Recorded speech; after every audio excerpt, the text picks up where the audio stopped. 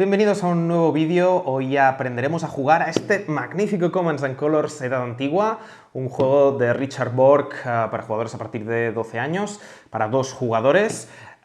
Este juego es un juego de simulación de batallas históricas, de batallas de la Edad Antigua, de la Antigüedad, con ejércitos.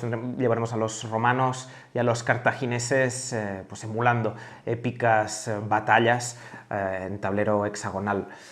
Mecánicas de movimiento de bloques, de gestión de mano, porque habrá una baraja de cartas que nos servirá para mover y activar a nuestras unidades, y el objetivo del juego será conseguir una serie de insignias de victoria, dependiendo de cada escenario, entre 5 y 7, 8, en el que, bueno, en partidas que se pueden jugar muy rápido una vez se conocen las reglas, en partidas que pueden durar pues unos 60 minutos, una hora de duración.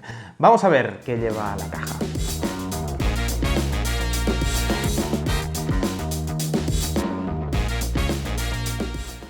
Bien, pues aquí tenemos desplegado encima de la mesa todo lo que incluye la caja de Commands and Colors Ancients. Primer elemento que debemos tener en cuenta, el tablero, ¿vale? Tenemos un tablero aparentemente muy básico, pero es lo que el juego nos pide, ¿vale? Tener un tablero dividido por hexágonos, como veis, es un patrón de 9 por 13. Importante tener en cuenta cuando lo hablemos que hay 2 zonas de juego. Al ser un juego para 2 jugadores, lo recomendable es que siempre un jugador se siente delante del otro y, pues como si fuera una partida de damas o de ajedrez, un jugador siempre tendrá su ejército, sus unidades en su lado de la mesa. Esto también es importante para tener en cuenta la zona de retirada. La zona de retirada siempre vendrá pues hacia donde nos encontramos nosotros. Como os decía, hexágonos en una estructura de 9 por 13, y como veis también tenemos el escenario dividido por estas 2 líneas discontinuas con puntos y rayas, y esto nos sirve para delimitar los frentes, ¿vale? Izquierda, central, derecha. Eso varía pues, según donde os sentéis, ¿vale? En este caso, para mí, tal como yo lo estoy viendo, el frente izquierdo lo tengo en este lado, el jugador que se sentaría delante mío, pues para él sería el lateral derecho. ¿De acuerdo? ¿Qué más? Aparte del tablero, bueno, pues tenemos una serie de hexágonos con accidentes de terreno, ¿vale? Esto nos servirá pues para montar cada escenario según las particularidades del terreno que tenga pues en cada escenario. Pues en este caso pues tenemos colinas, una empalizada, tenemos bosques, tenemos pues terreno difícil, tenemos río, etcétera, ¿vale?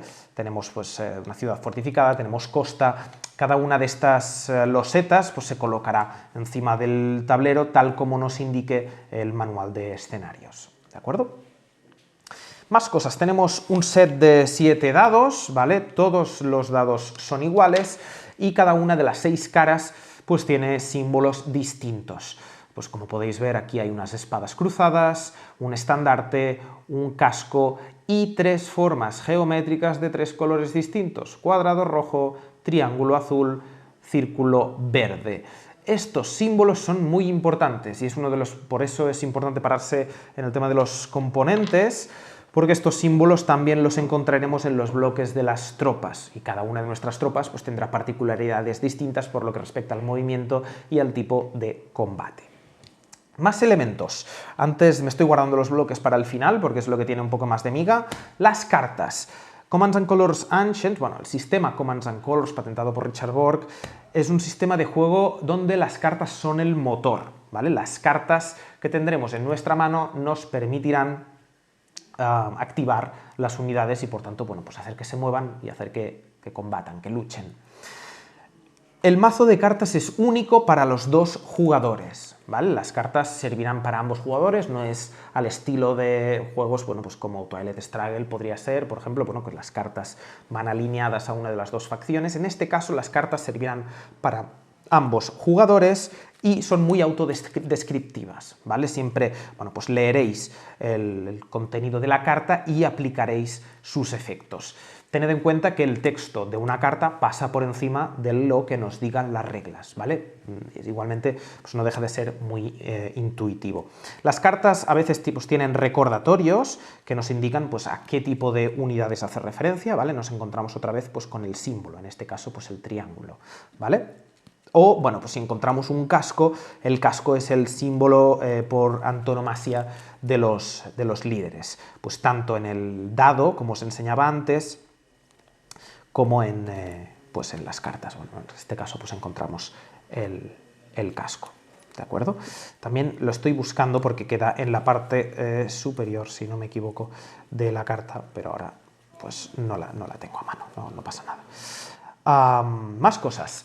Además de las cartas, antes, mira, me dejo los bloques para el final, comentaros que aquí encontraréis dos manuales, el manual genérico que os enseñará cómo funciona el juego y al que yo os invito a acudir, no solo veáis de este vídeo, porque este es un juego con muchas reglas particulares, con muchas excepciones, y el manual, bueno, pues se prodiga en mucha explicación, en muchos ejemplos, incluso tiene un glosario en la parte final donde os detallan las cartas, por si necesitáis alguna ampliación en concreto de algún texto de las cartas.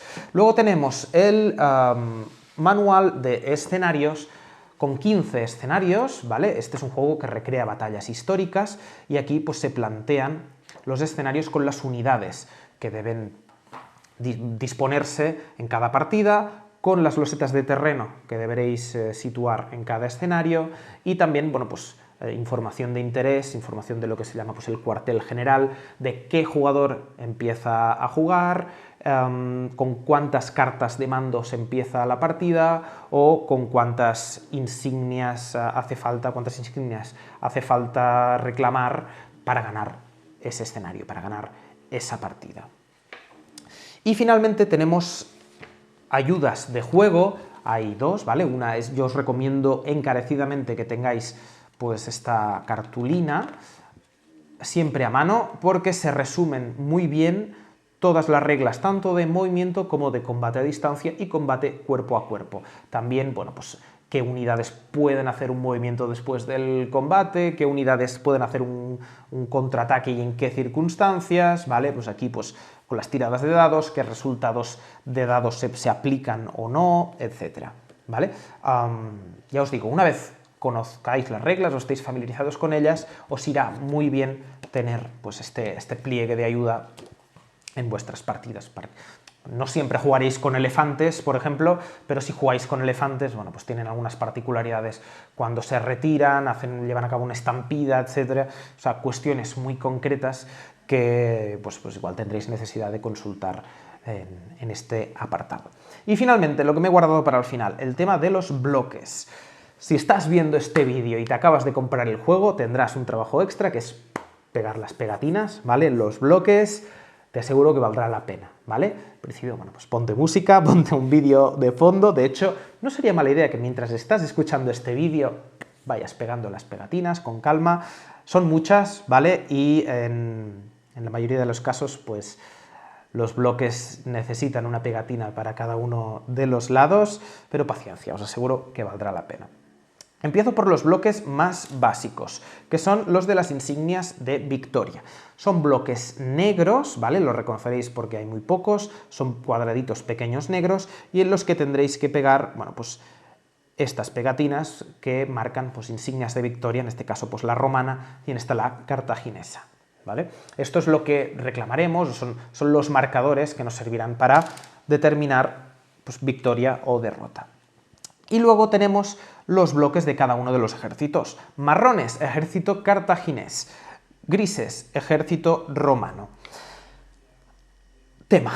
Hay distintos bloques de distintos tamaños y además encontramos una categoría de pues, 3 tipos de unidades distintas. Vayamos por partes. Los bloques más pequeñitos, que son estos cuadrados, hacen referencia a las unidades de infantería, ¿vale? Las reconoceréis porque son los bloques más pequeñitos.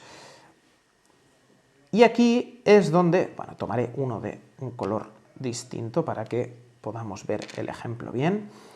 En este caso tengo en mi mano 3 bloques que formarán parte de unidades de infantería.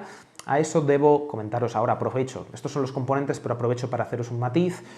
Los bloques no son unidades, los unidades son conjuntos de bloques. Eso ya lo veremos en el cómo se juega, pero tenedlo en cuenta, porque puede que sea una confusión habitual que podáis tener en vuestras primeras partidas, ¿vale?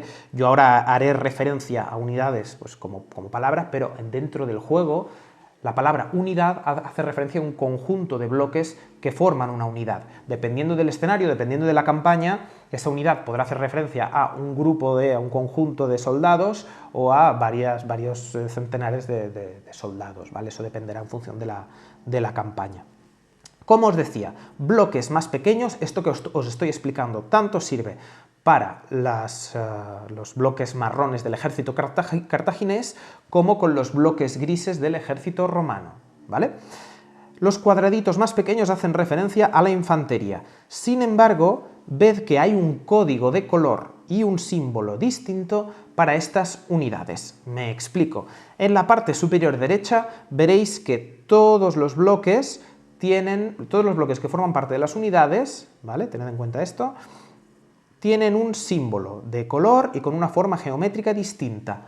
Como recordaréis, estos símbolos ya los hemos visto cuando hablábamos de los dados, ¿de acuerdo? Círculo verde, triángulo de color azul, cuadrado de color rojo. En este caso, ¿qué nos dice este código de color y este código de símbolos? Hace referencia al peso. Infantería ligera, infantería media, infantería pesada. ¿Vale? De momento quedaos con esto, estamos presentando los componentes, ¿vale? Bloques pequeños, infantería, pero código de color y código de símbolo, ligera, media, pesada. Ved que no solo es el símbolo lo que cambia, sino también, bueno, pues en este caso hay unos escudos que son verdes del mismo color, estos escudos son azules, pues del mismo color que el triángulo, y en este caso los escudos pues tienen el color rojo, ¿no? También emulando pues el cuadrado de color rojo. ¿Sí? Luego, los bloques pequeños que hacen referencia a la infantería también pueden tener estos mismos símbolos que os he presentado, pero con un borde blanco. Fijaos, esta unidad de auxiliares y esta unidad de guerreros tienen un círculo verde y un triángulo de color azul, pero tienen un pequeño borde blanco. Esto nos indica, esto es un recordatorio visual, que estas unidades gozan de reglas especiales, de excepciones. Ya las detallaremos, no sé hasta qué punto entraré en detalle, pero ya lo detallaremos en el paso a paso, en el cómo se juega. Sin embargo, sed conscientes que tanto en el manual como en la ayuda de juego tendréis las excepciones correspondientes, ¿de acuerdo? Esto por lo que respecta a las unidades de infantería. Recordad, cuadraditos pequeños. Recordaros también que hay una unidad especial en el caso de los romanos, que es bueno, pues esta maquinaria de guerra, que a efectos del juego se considera infantería. Es algo un poco chocante, ¿vale? Porque esto es maquinaria de asedio, no es infantería. Pero a efecto de las reglas, tenedlo en cuenta que es infantería. Cuadradito pequeño, ¿vale? Y en este caso el cuadrado rojo nos indica que es pesado. Esto ya tiene un poco más de sentido, ¿vale? Es infantería pesada, ¿vale? Maquinaria de guerra, se moverá poco y hará daño, ¿vale? Quedémonos con esta idea. Luego, el sistema de bloques nos dice que los cuadraditos un poquito más grandes hacen referencia pues a la caballería, ¿vale? En este caso, tomo de ejemplo otra vez el ejército cartaginés y veréis que tenemos unidades de caballería distintas, de nuevo, pues con el código de símbolos en la parte superior derecha. Fijaros, bueno, pues caballería ligera, caballería media y caballería pesada. En este caso no hay excepciones con el borde blanco, ¿vale? Simplemente pues quedaros con esto. Si estáis viendo este vídeo y habéis leído el manual, veréis que el manual hace referencia a algunas unidades que no se incluyen en el juego, ¿vale? Como podría ser, pues, arqueros a caballo, los catafractas, los camellos. Eso es porque el manual nos provee de todas las reglas, también para las posibles expansiones. Eso, bueno, pues hacedme caso y bombardead a Xavi Garriga en los de Beer News para ver si va a publicar pues las expansiones con los griegos, con los persas, con los macedonios, etcétera, ¿vale? En estas expansiones pues ya vendrán estas unidades que tienen pues sus particularidades, ¿vale? Por lo que respecta al ejército romano, pues ya os digo, es exactamente lo mismo. Tengo, bueno, pues en este caso cambié el color del bloque, tenemos bloques grises, pero el cuadrado es un poquito más grande y de nuevo, bueno, círculo, ligero, triángulo, medio, cuadrado, infantería, caballería pesada. Y ya voy acabando. ¿Qué más unidades encontramos? Bueno, los bloques rectangulares hacen referencia a los carros de combate. En este caso, bueno, pues los carros son unidades pesadas, ¿vale? Sentido común. Un carro tirado por caballos, bueno, pues tiene cierta envergadura, con lo cual ya nos podemos imaginar que será pesado, ¿vale? Lo mismo, pues por lo que respecta a los romanos, ¿vale? Tienen su bloque de su propio color, pero también un rectángulo. Y ya, pues ya para ir acabando, los elefantes es el bloque más grande y se considera, bueno, pues también una unidad pesada, ¿vale? Los elefantes tienen su propio bloque de reglas particular. Y finalmente, los líderes, ¿vale? Es un bloque rectangular, pero en este caso vertical, en los que encontramos los líderes. Los líderes no son unidades, ¿vale? Esto nos lo deja muy claro el manual. Hay un recordatorio visual de esto también, porque los líderes no tienen símbolo, ¿vale? En la parte superior. Sin embargo, hay una característica que hermana estos dos líderes y es que llevan casco, ¿vale? Y esto es porque el símbolo por antonomasia de los líderes es el casco. Simplemente tened esto en cuenta. Bien, pues esto es todo lo que incluye la caja, estos son los componentes. De nuevo, es importante, de verdad, familiarizarse con todo ello antes de empezar a jugar. Vamos a ver cómo se juega.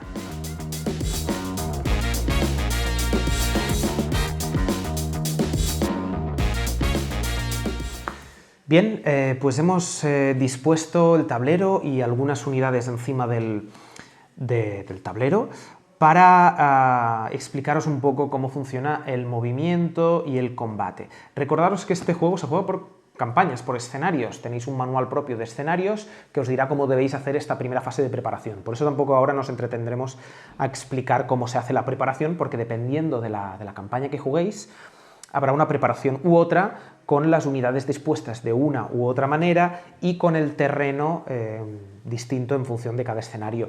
La primera batalla, la batalla de Akragas, se juega sin un terreno especial, ¿vale? Yo voy a poneros el ejemplo de movimiento y de combate sin terreno especial, porque asumo que si jugáis con terreno especial ya sabréis jugar y simplemente deberéis ver qué diferencias tiene jugar con según qué tipo de terreno. Pero ya os avanzo, son cambios muy sutiles, es decir, y también que con el sentido común se pueden entender muy bien, es decir, un terreno complicado pues dificulta el movimiento, un terreno infranqueable, pues como una costa, hace que no te puedas retirar ni mover para allá, no te puedes poner a nadar, ¿no? O pues una barricada o una colina pues impondrá restricciones en la línea de visión o en el número de dados que se lanzan tanto para atacar como para contraatacar, ¿de acuerdo? Entonces, con este ejemplo lo hemos preparado pues, bueno, pues con llanura, con planicie, sin ninguna particularidad especial en el terreno.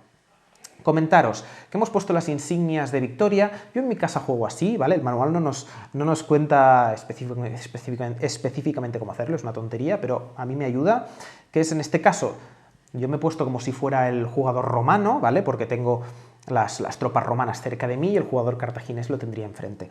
Yo me he colocado aquí las insignias de victoria de Cartago.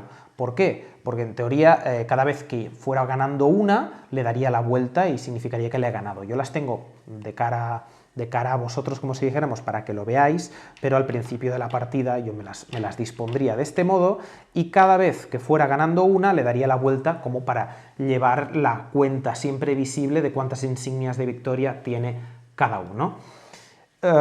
¿Cómo se ganan estas insignias de victoria? Básicamente eliminando toda una unidad o eliminando un líder. En cada partida, en cada escenario, tendréis un objetivo de insignias de victoria. Ahora he puesto 5 porque es la batalla de Akragas. El manual nos dice que el objetivo es tomar estas 5 insignias de victoria, ¿vale? También he tomado 5 cartas, es mi valor de mando, para esta partida inicial, ¿vale? Mi contrincante pues tomaría las que pusiera el manual, 5 cartas, y bueno, pues la mano se irá renovando siempre tendré este número de cartas en mi mano. Importante también el tema del mando, porque algunas cartas nos dirán que puedes activar tantas unidades como tu valor de mando. Eso es muy fácil llevar la cuenta, porque siempre será el número de cartas que tengas en la mano. Igualmente, si no, si os olvidáis, el manual con escenarios, el manual de escenarios os lo recordará. Allí también os recordará, bueno, pues quién empieza a jugar, ¿vale? Yo voy a obviar todo esto, porque ahora lo que me interesa es enseñaros cómo se mueven las fichas, cómo se mueven los bloques, cómo se mueven los ejércitos y cómo combaten, tanto a distancia como a cuerpo a cuerpo. Este es un buen momento también para recordaros qué es una unidad. Como os decía antes en los componentes, los bloques, ¿vale? Son eso, bloques. Cuando hay un conjunto de estos bloques es cuando hablamos de unidad. Y dependiendo de cada parte del ejército, necesitaremos más o menos bloques para formar una unidad. Por ejemplo, aquí tengo pues, las unidades auxiliares de romanos.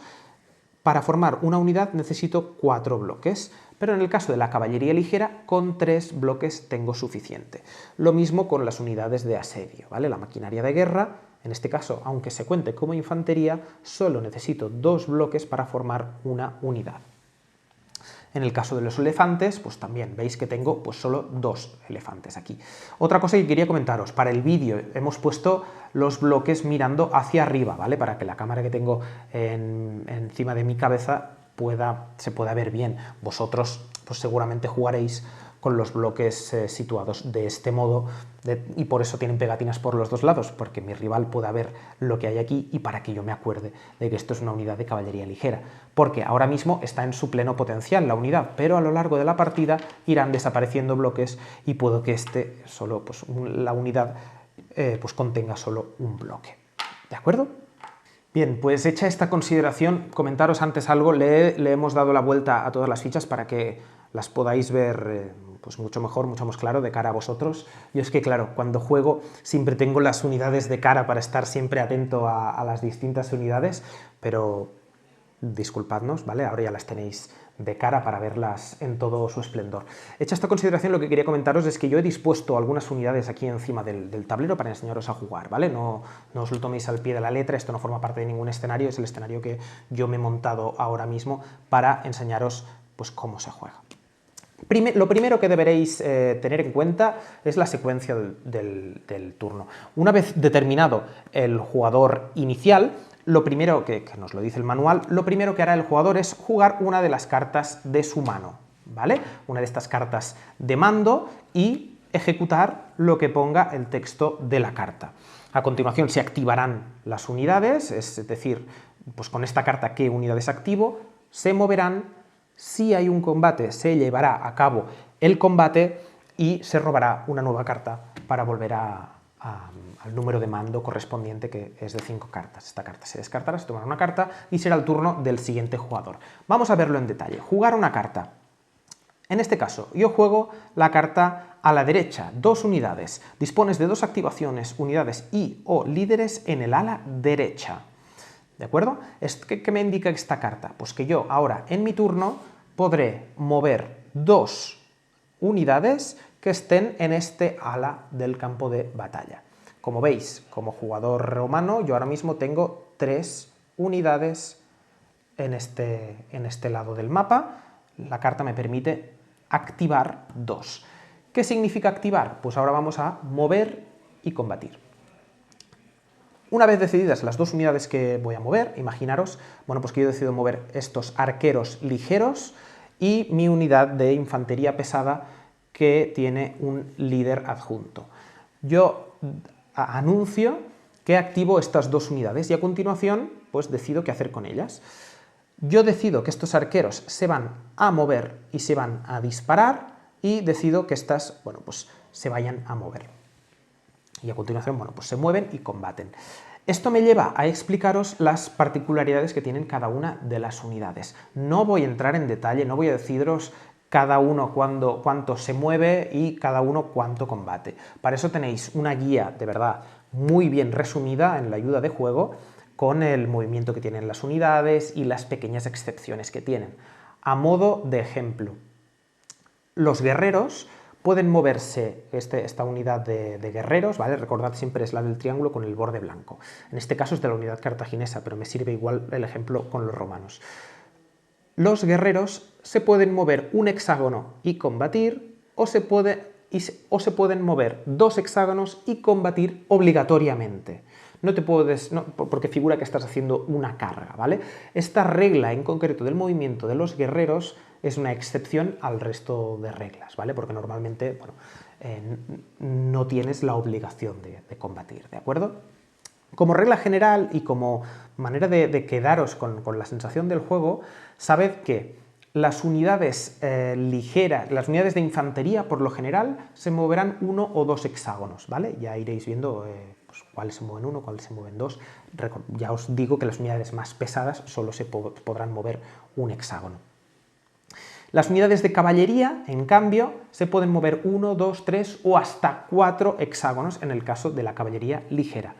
Y en el caso de la maquinaria de asedio se mueven muy pocos, se mueve un hexágono, ¿vale? En función de todo este movimiento se puede atacar o no, ¿vale? Una vez determinado este movimiento, yo como os decía, pues con mi unidad de arqueros decido moverme un hexágono y con mi unidad de infantería, con el líder asignado, también decido moverme un hexágono hacia adelante, ¿vale? Que es lo que me permite la carta, activar estas dos unidades. Y una vez movidas las unidades, una vez activadas, pasamos al tema del combate. Tened en cuenta la siguiente regla básica. Todas las unidades pueden combatir cuerpo a cuerpo, pero no todas las unidades pueden combatir a distancia. Y dirás, Víctor, ¿qué dices? ¿Una maquinaria de asedio? ¿Unos arqueros pueden combatir cuerpo a cuerpo? Sí, porque figura, en el caso de la maquinaria de asedio, figura pues que estas máquinas están comandadas por alguien. Este alguien puede tener puñales para defenderse, si les atacan se van a defender. Lo único que, por sentido común, ya os podéis imaginar que una maquinaria de guerra o unos arqueros no son especialmente buenos, no son especialmente poderosos en el combate cuerpo a cuerpo, donde brillan es en el ataque a distancia. Pero tenedlo claro, o sea, cualquier unidad puede entablar combate cuerpo a cuerpo, pero no todas pueden atacar a distancia. ¿Qué unidades pueden atacar a distancia? Básicamente las que van equipadas con armas a distancia. Y en este caso las ilustraciones nos pueden ayudar. En la mayoría, en todos los casos de las unidades de infantería ligera, veréis que siempre pueden lanzar sus armas. Desde la infantería ligera más básica, que va equipada con lanzas, ¿vale? La infantería ligera más básica va equipada con lanzas y puede atacar a distancia, hasta los arqueros y los honderos, ¿vale? Los arqueros van equipados con arco, los honderos pues con las hondas, ¿vale? Sabed que, pues, por ejemplo, que hay historias muy bonitas del ejército romano y los honderos. En las Islas Baleares, particularmente, decían que había honderos muy hábiles. La honda, bueno, pues es este arma que es una cinta con una piedra, ¿vale? Le dan vueltas y lanzan la piedra pues a muchísima velocidad, y un impacto de esa piedra pues con los cascos de hojalata que había antes, pues podían hacer mucho daño y podían abrir cabezas, ¿vale? Entonces, ¿por qué os estoy comentando esto? Porque dependiendo del arma que lleven nuestra infantería ligera, podrán disparar a una distancia mayor o menor, ¿vale? Sabed que la unidad más básica de la que disponemos, que es la infantería ligera, tiene un alcance máximo de 2 hexágonos, contando a partir, ¿vale? A partir del hexágono siguiente al que nos encontramos. Es decir, si tuviese una unidad aquí, imaginaros que la tuviera aquí y quisiera atacar aquí, lo podría hacer, ¿vale? Porque estoy a 2 hexágonos de distancia. En este caso ya no. Y en este caso tampoco, porque no se puede atacar a distancia a unidades que sean adyacentes, ¿de acuerdo? En el caso de los arqueros ligeros y en el caso de los honderos tienen +1 a la distancia, ¿vale? Pueden atacar a 3 de distancia. Y finalmente la maquinaria de guerra ataca a 6 de distancia, ¿vale? Una vez determinada la distancia, es decir, si podemos llevar a cabo ese ataque, hay que determinar la línea de visión, ¿vale? Esto es un clásico, si tengo el camino despejado para tirar mis proyectiles. ¿Y qué significa tener el camino despejado? Pues que en los hexágonos que forman parte de la línea de visión no haya unidades, ya sean propias o enemigas. Si tengo una unidad bloqueándome el camino, no puede disparar. Y en el caso de que haya dos hexágonos y se pueda trazar una línea recta, ved por ejemplo aquí los arqueros, ¿vale? Y imaginaros que esta unidad estuviese aquí. Dirías, bueno, aquí la línea de visión, ¿cómo se determina? Pues la línea de visión se determina si hay unidades en estos dos hexágonos. Si solo hay unidades aquí, figura que los arqueros pueden trazar una ruta con sus proyectiles. Y en el caso, bueno, pues que esto estuviese así, la línea de visión la determina este hexágono, concretamente. Si aquí no hay unidades, la línea de visión está despejada. Sabed que hay, bueno, pues hay obstáculos del terreno que ponen dificultades en la línea de visión. De nuevo, sentido común, una colina tapa la línea de visión. No puedo disparar si tengo una montaña delante. Una vez determinada la línea de visión, es la hora de tirar los dados para atacar a distancia.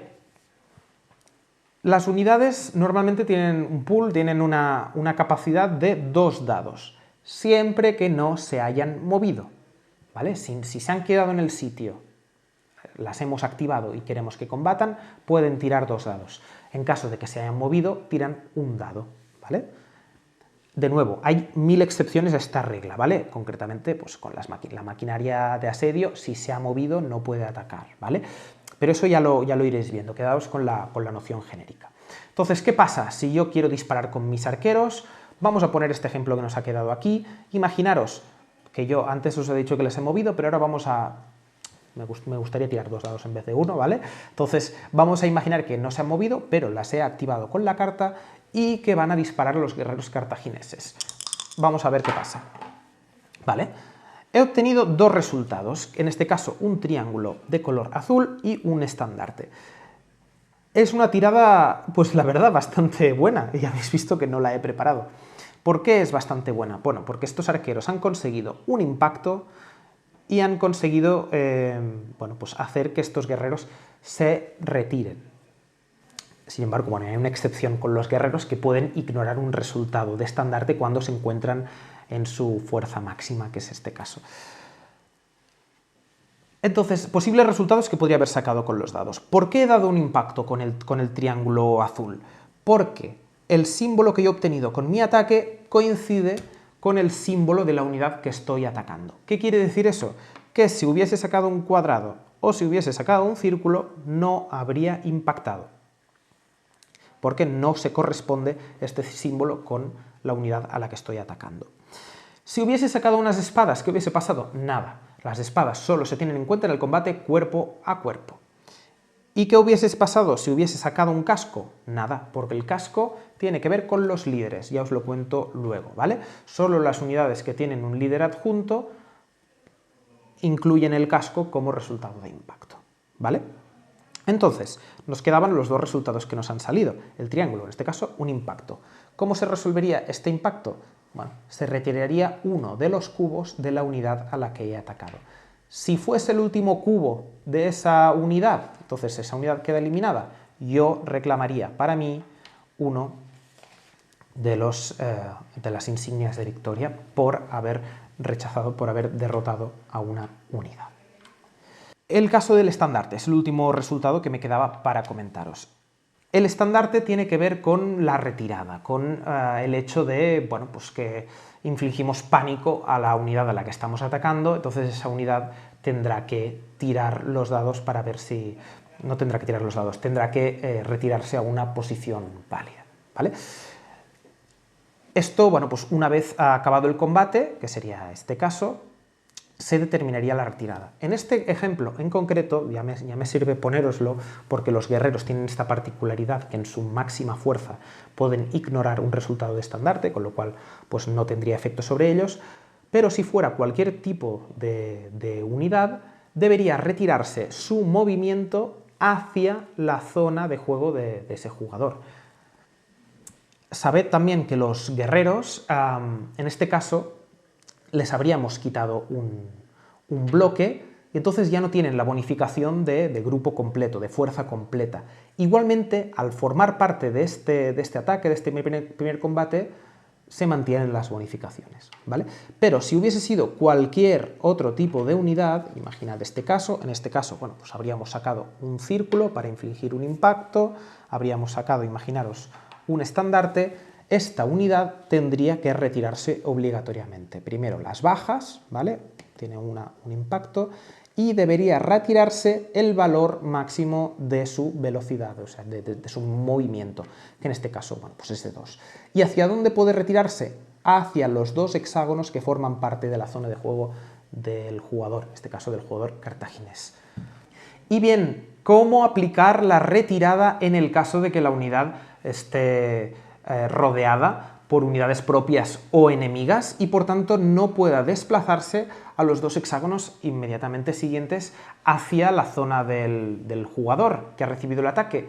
Bueno, pues en ese caso la unidad debería asumir como bajas todos los puntos de movimiento que no ha podido satisfacer. Entonces, en este caso de ejemplo, si aquí hubiese unidades y se tuviera que mover su valor de movimiento, que es 2, debería asumir 2 bajas y por tanto, bueno, pues esta unidad quedaría muy menguada, con lo cual las retiradas pues pueden ser un problema. Hay una regla especial por lo que respecta a los elefantes, y es que cuando un elefante debe retirarse por un resultado de estandarte, un elefante no se retira, se encabrita, ¿vale? Arrolla, arrasa, y esto es lo que hace de este juego pues que sea tan bonito, ¿vale? Porque los elefantes arremeten contra cualquier unidad que esté a su alrededor, ya sea propia o sea enemiga. Entonces, bueno, hay un combate particular, hay una tirada de dados particular, ¿vale? Todo se complica si hay líderes, porque también pueden morir por allí, por alrededor, etc. Y entonces, en caso de que los elefantes no se puedan retirar, las unidades que están bloqueando el paso de los elefantes deben asumir las bajas. Los elefantes no asumen esas bajas, ¿vale?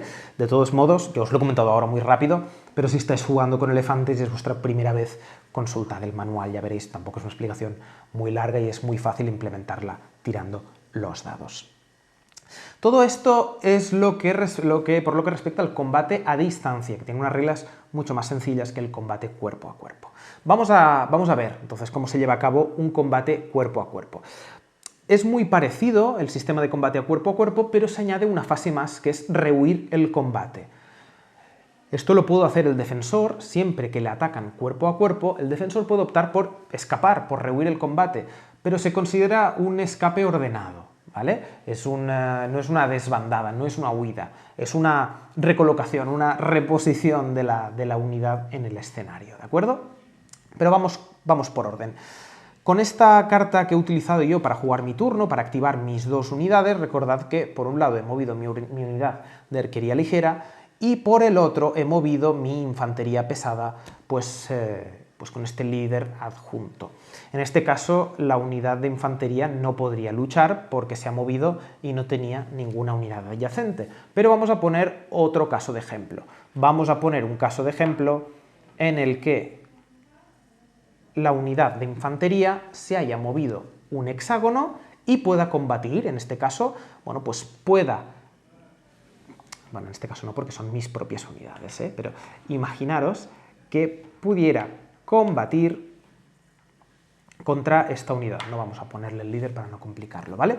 Mi unidad de infantería pesada va a combatir contra esta unidad de caballería ligera en un combate cuerpo a cuerpo.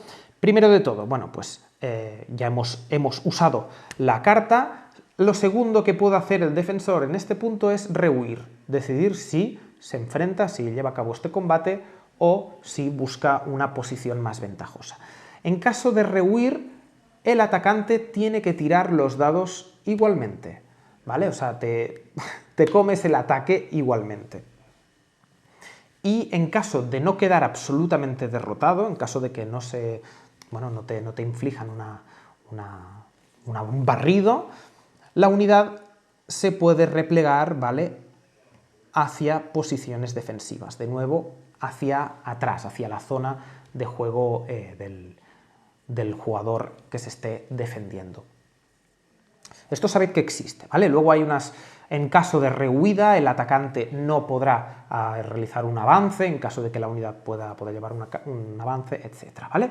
Simplemente sabed que, bueno, se puede hacer esto, se puede rehuir. Entonces, llegados a este punto, yo tiraría los dados para atacar.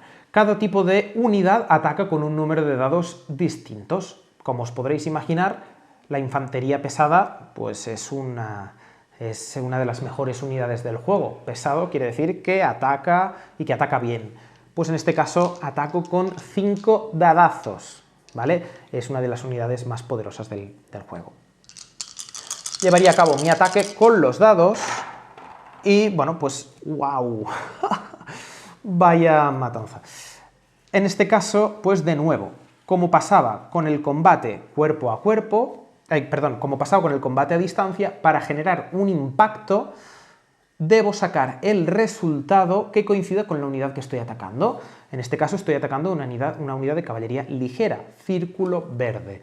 ¿Qué ha sacado con mi tirada? 3 circulazos verdes. Con esto ya tengo suficiente para barrir esta unidad. La eliminaría del juego y como he eliminado una unidad, reclamaría para mí otra insignia de victoria y estaría más cerca, pues eso, de la victoria. Vamos a poner por caso que no he tenido tanta suerte a la hora de tirar, ¿de acuerdo? Y vamos a simular, pues, este caso de ejemplo. Esta también es una muy buena tirada y ahora veréis por qué. ¿Recordáis que las espadas en el combate a distancia no tenían ningún efecto?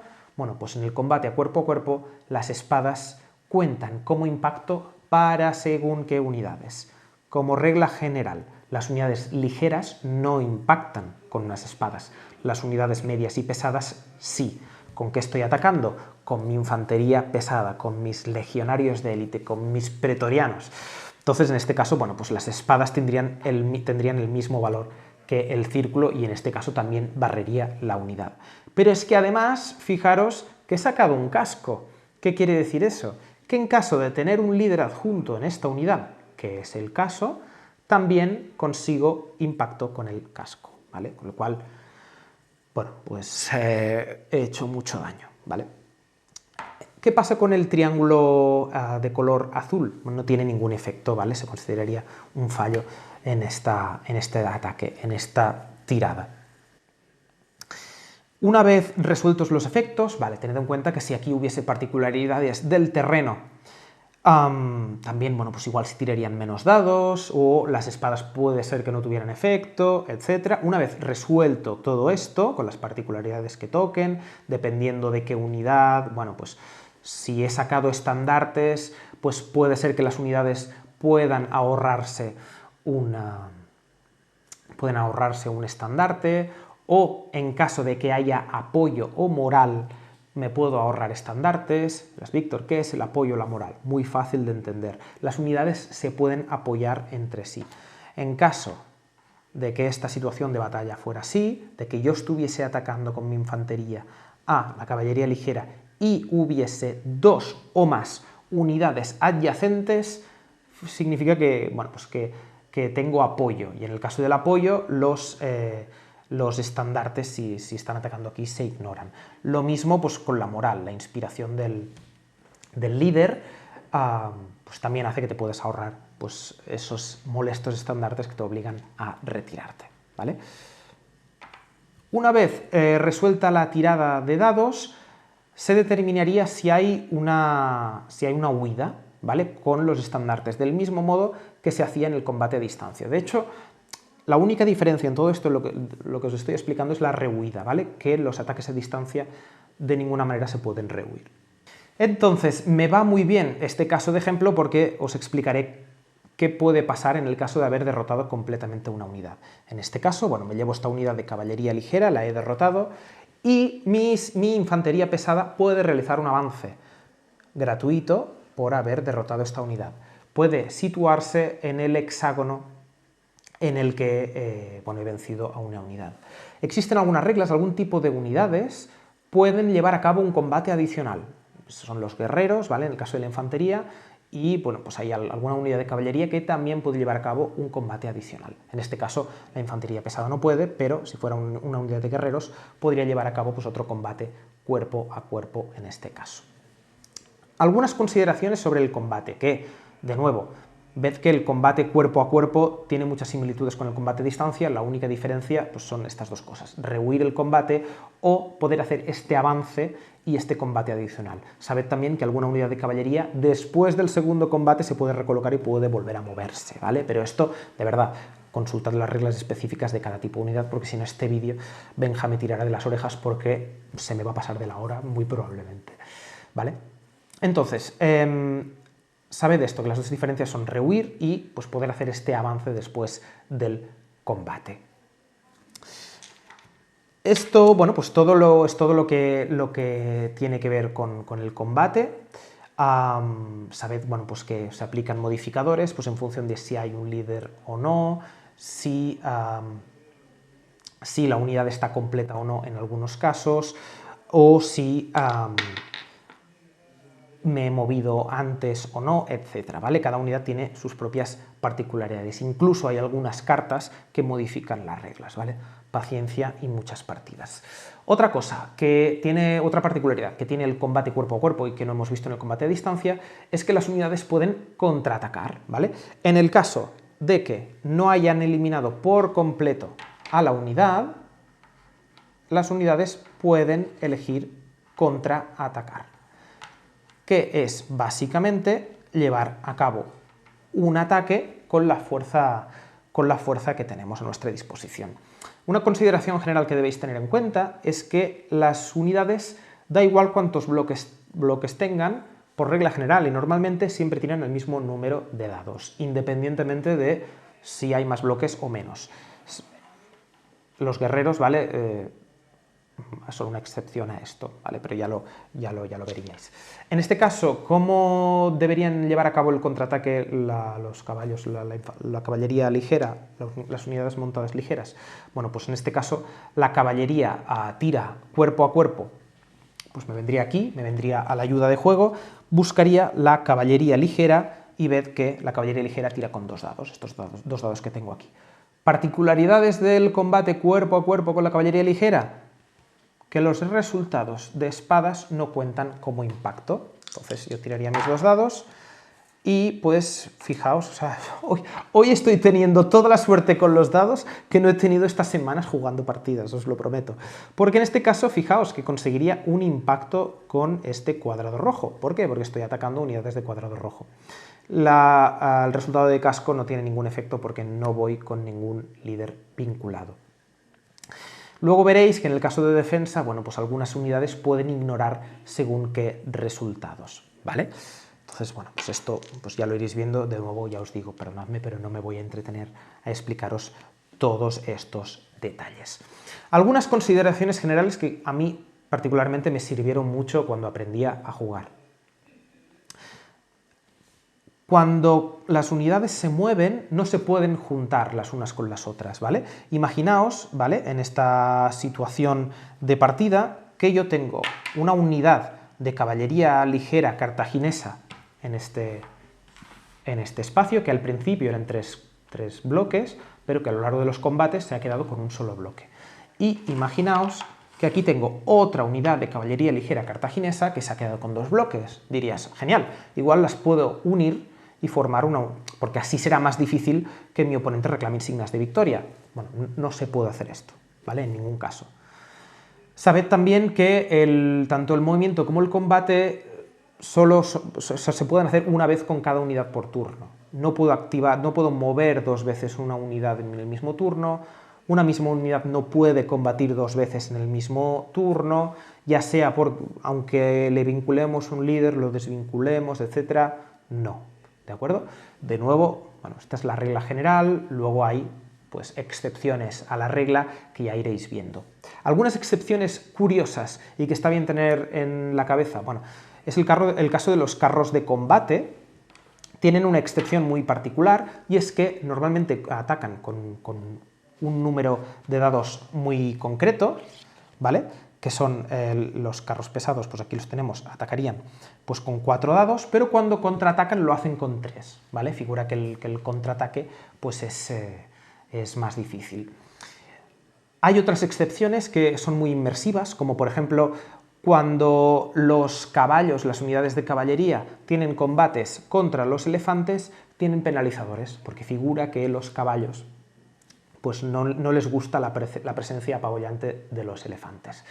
Y veréis que el manual nos da muchas indicaciones de unidades que no hay. También hablan de camellos. Bueno, pues los camellos tienen ciertas particularidades, se chocan contra los caballos, pero bueno, no voy a entretenerme en esto, ya me estoy yendo por las ramas, me encanta hablar, porque en la caja básica de momento no tenemos camellos, no tenemos catafractas, no tenemos arquería montada, con lo cual no vamos a entrar en ese jardín.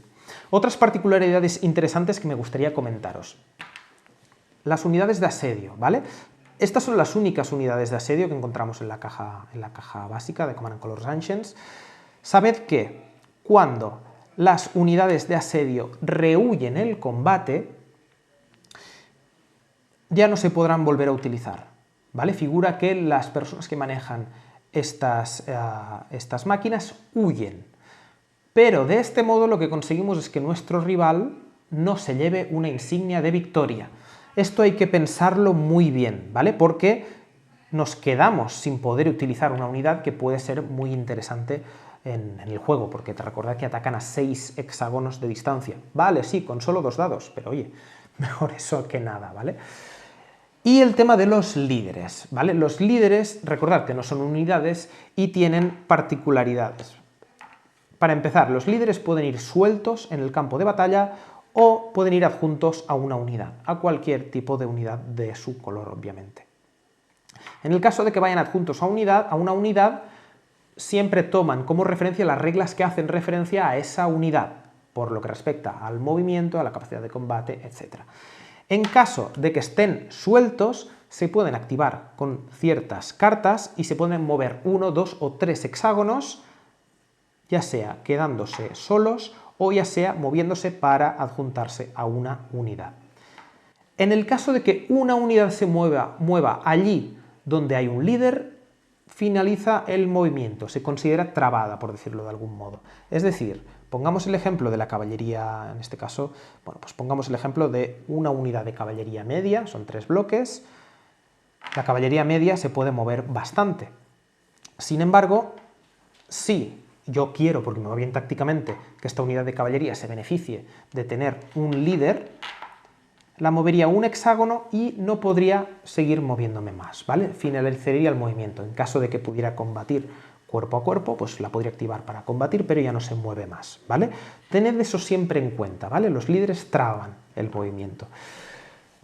¿Cómo combaten los líderes que estén solos? No combaten. Los líderes siempre rehuyen el combate. Es decir, el oponente tirará 1 o 2 dados, según sea la circunstancia, y si en ese resultado hay cascos, habrá un impacto.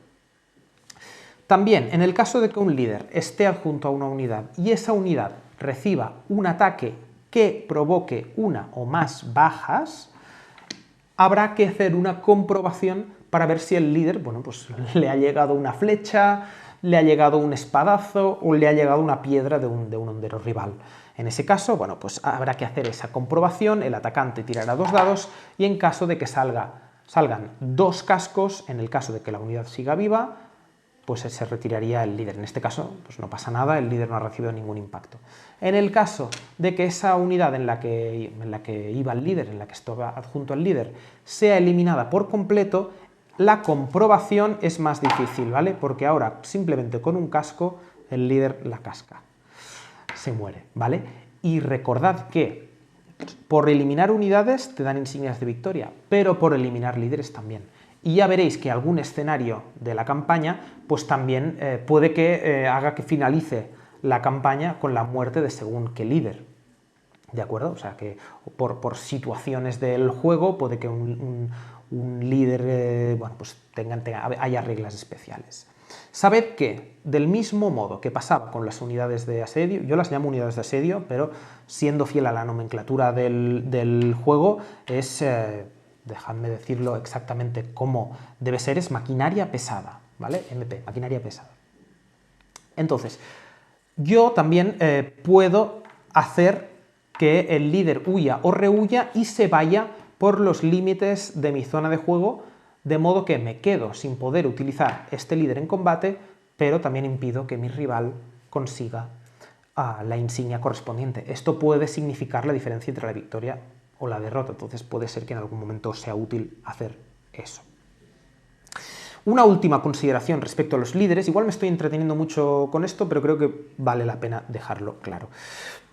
Una última consideración con los líderes es que los líderes, al no ser una unidad, es el único bloque que puede pasar a través de unidades enemigas, cuando huye o cuando rehuye.